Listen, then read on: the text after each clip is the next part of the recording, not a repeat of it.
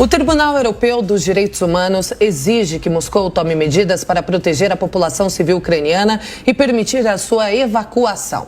Ao mesmo tempo, o Conselho de Direitos Humanos da ONU aprovou, por uma esmagadora maioria, uma resolução a favor de uma comissão internacional de inquérito sobre as violações dos direitos humanos e do direito humanitário na Ucrânia após a invasão russa.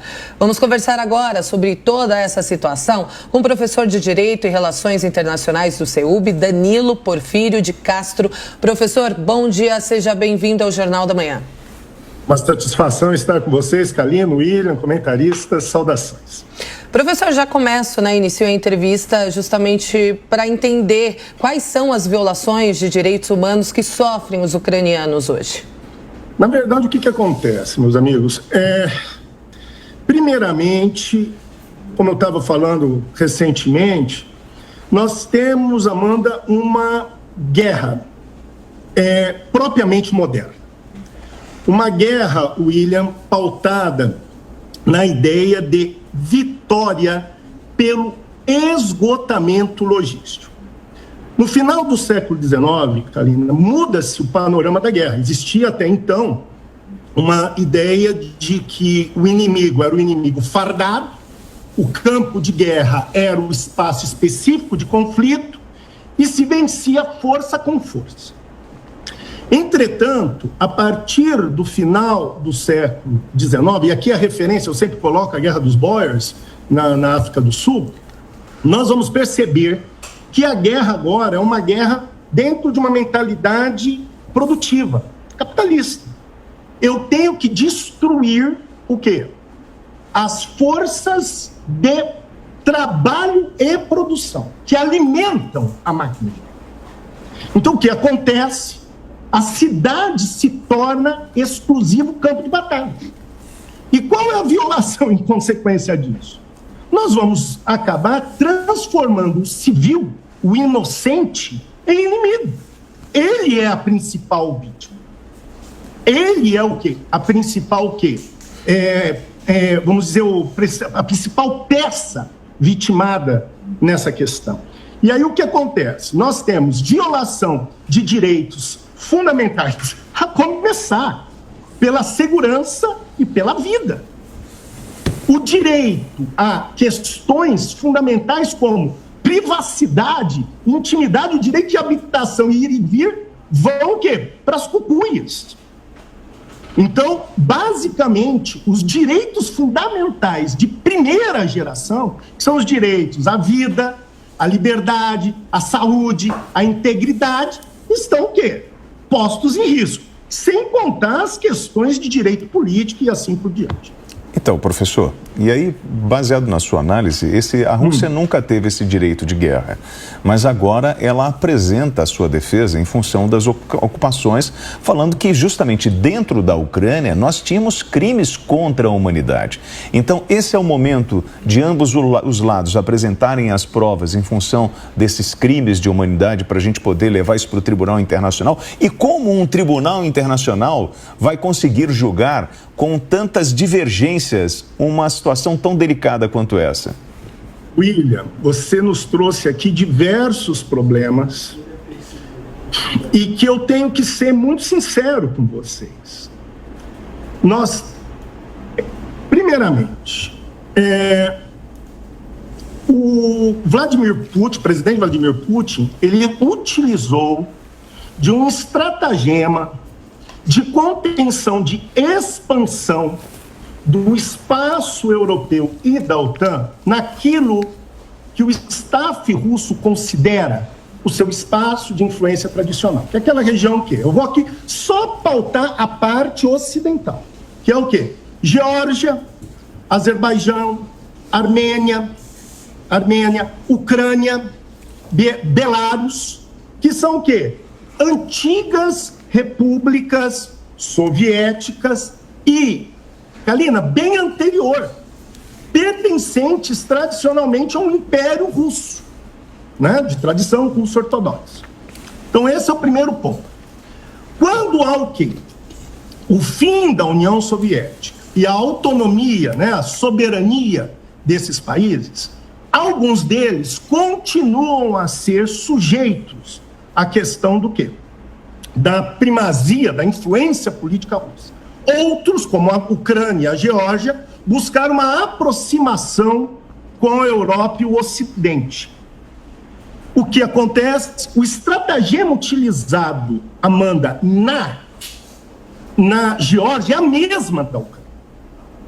Entender que esses países perseguem minorias russas, incitar a autonomia dessas minorias na região, reconhecer a independência, alegar proteção dessas minorias e justificar o quê?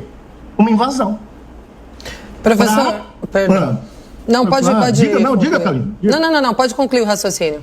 E é essa a questão. Então, o que acontece? Esse é o primeiro ponto, né? Que é o quê? A justificativa. Segundo, vamos começar a refletir que essa ideia de cidadania do mundo está em vigor.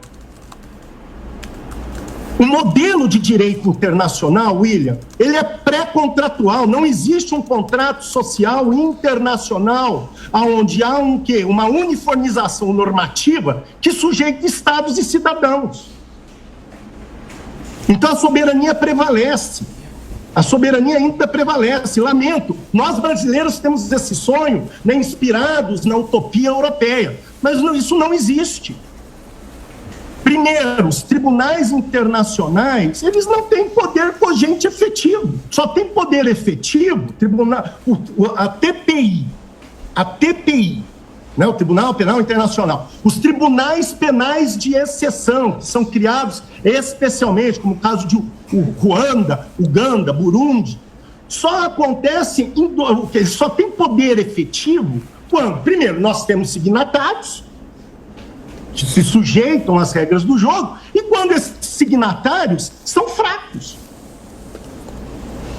Os americanos e os russos são países, por exemplo, China, soberanos, com força econômica, força militar. E o quê? Essas arbitrariedades serão objeto de condenação da ONU, serão objeto de condenação, talvez, do Conselho de Segurança da ONU. Nós temos poder de veto da Rússia, mas, efetivamente, as sanções serão econômicas. Eu não vou ter propriamente o quê? Uma punibilidade. Mesmo tendo um tratado, que é a Convenção de Viena, que uniformiza sistemas de tratado, normatiza para o direito pátrio, meus amigos, a soberania prevalece. Lamento. O nosso sonho é o sonho de Kant, não é? Que é um direito cosmopolita, um direito que regula toda a comunidade fundado em direitos humanos, em uma utopia de uma comunidade democrática, republicana, mas a gente ainda vive aquilo que Hobbes dizia, fase pré-contratual. Aqui, o homo homini lupus, o homem é lobo do homem, prevalece nas relações de Estado. Professor, pergunta agora de Fabiana Barroso. Bom dia, professor. Eu gostaria de aproveitar o seu conhecimento no direito internacional para tirar até uma dúvida que acho que muitas pessoas estão pensando e refletindo a respeito. Existe uma das determinações, uma das sanções, é a expropriação de bens de pessoas, de oligarcas ou de pessoas ricas da elite russa por países como, por exemplo, países britânicos. O senhor, por acaso, enxerga que também é uma violação dos direitos fundamentais aí de primeira geração se essas pessoas não tiverem, de fato, comprovadas e ligadas a crimes de guerra exercidos pelo Putin? Na verdade, aí nós vamos discutir dentro, no caso em questão, se eu tenho bens, recursos, dentro, vou usar o teu exemplo, do Estado britânico, não é? Do Estado britânico, se amanhã, né, eu conseguir provar que eu não tinha nenhuma participação nisso e tive danos de natureza patrimonial ou moral, na justiça britânica, no Estado de Direito britânico, eu entrarei, Fabiana, com ações indenizatórias por danos patrimoniais e danos morais. Mas esses efeitos são sempre o quê, Fabiana? Residuais. Vamos ter que esperar para ver. O direito, ele tem uma característica, né, Fabiana? Ele é inercial. Primeiro acontece o fato, depois aplicamos o direito. Vai acontecer isso no caso o quê? Dessa hipótese que você levanta. Com a palavra, Amanda Klein. Professor, bom dia. Ontem foi aprovada essa moção anti-Rússia aí no Conselho de Segurança, no Conselho de Direitos Humanos da ONU, e o Brasil fez uma série de críticas, e uma delas era sobre a possibilidade de levar o caso de investigar a Rússia no Tribunal Penal Internacional em Haia. Como é que o senhor enxerga esse posicionamento do Brasil com uma série de ressalvas e de mesuras quando se refere à Rússia? Amanda, eu vou fazer só um paralelo, que eu estou refletindo isso e ainda me parece que isso ainda não está muito claro. Nós, primeiramente, o Brasil está numa situação delicada, porque o Brasil, primeiro, tem sérios interesses econômicos com a Rússia. Esse é o primeiro ponto. Não só questões de compra de fertilizantes, que é extremamente importante, mas a exportação de proteína animal. A Rússia é uma das maiores importadoras, então há essa questão de interesses, mas me parece que também nós temos alguma conduta, Amanda, e isso nós temos que observar, orquestrada, vamos dizer assim, ou alinhada. Veja que a Índia se absteve. A Índia tem uma postura muito parecida com o Brasil. Reafirma a soberania da Ucrânia, se sensibiliza com a violação dos direitos humanos, mas se abstém de uma postura mais incisiva contra a Rússia. Vemos a China, que também prima pelas conversações, pela negociação, reafirma a soberania, mas nós sabemos de fato que a China está dando um certo escoro, vamos dizer, econômico, né, para a Rússia. O Brasil também age com esse discurso de investigações, de o quê? Vamos dizer, de defesa da soberania, da proteção dos direitos humanos, mas também toma uma postura, vamos dizer, abre aspas, neutra. Você percebeu que eu falei dos BRICS, né? Eu falei dos BRICS. Então, me parece que há o quê? Uma composição ali do quê? Vamos dizer, de uma acomodação onde eu condeno algo, mas me abstenho da efetiva arbitrariedade, como se o quê? O problema não fosse dos países em si, mas da comunidade como um todo. Então, que a ONU, o quê?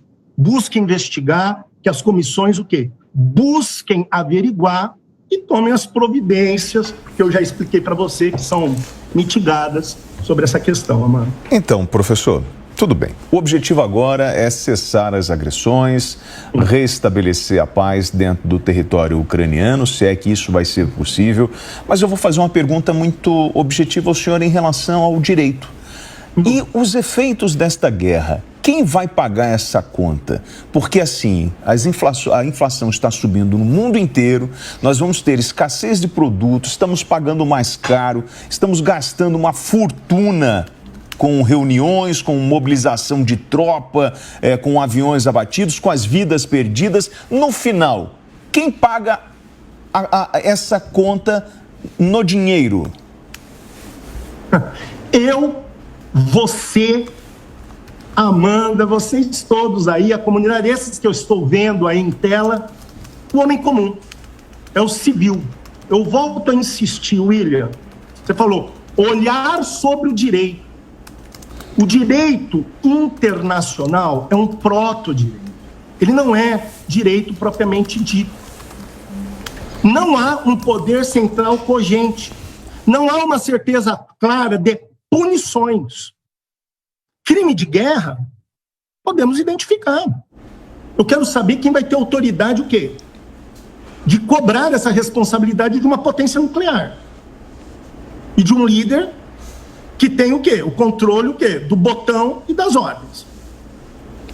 É a mesma coisa sobre arbitrariedades históricas que já tivemos, né? Com os Estados Unidos, com o Império Britânico. Lembra da invasão de Granada, né? Na década de 80? Sobrou para quem? Para o civil. Para o quê? Para aquele que vive do trabalho. Pagaremos com inflação, pagaremos com encarecimento, pagaremos com carestia de bens, pagaremos com vida. Lamento, William. Essa é a realpolitik. Conversamos então com o professor de Direito e Relações Internacionais. Muito obrigada, professor Danilo Porfírio. Mais uma vez, excelente fim de semana para o senhor. Obrigado, professor. Espero que eu tenha contribuído. Abraço a todos vocês. Bom trabalho. Bom trabalho.